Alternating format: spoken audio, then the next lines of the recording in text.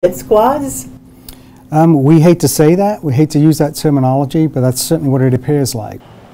Targeted killings by groups is one scary revelation from looking at homicides so far this year. Good evening, I'm Paula Toti. Murders so far this year are up for the same time last year. It's not the number, but the story behind the killings. That has Cincinnati Police strategizing. What this year's murders reveal so far is everything from hit squads to planned retaliation murder. Police calculated the violence for Local 12's Deborah Dixon. 7 murders so far this year, 2 more than last year. In some of the murders, the motives seem darker, colder. It wasn't like there was an argument on the street, or it was a robbery, or it was a drug deal gone terribly wrong. It was simply somebody going out and I'm going to take this person's life. Sometimes there is a group in on the killing plan. Lieutenant Colonel Mike John commands the Criminal Investigation Section.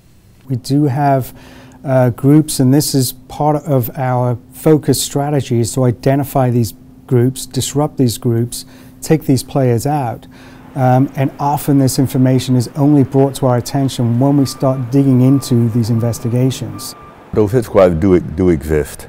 They hire themselves out, and they don't ask any questions. They just get paid for doing what they do.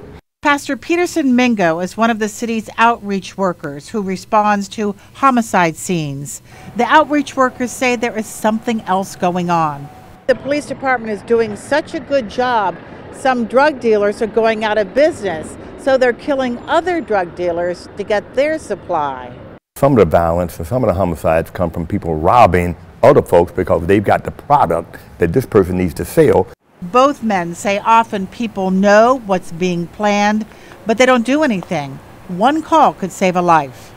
The police are that portion of the public that is simply paid to do what everybody else is meant to do. And there comes a point as to the community's got to accept some degree of responsibility in these investigations.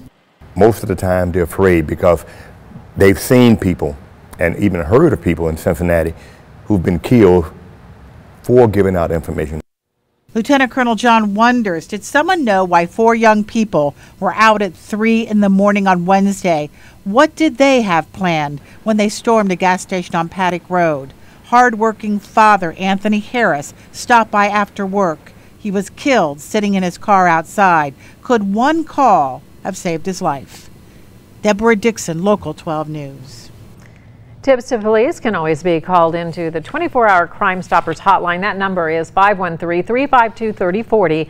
There are rewards for information, and callers are identified by code numbers, not names.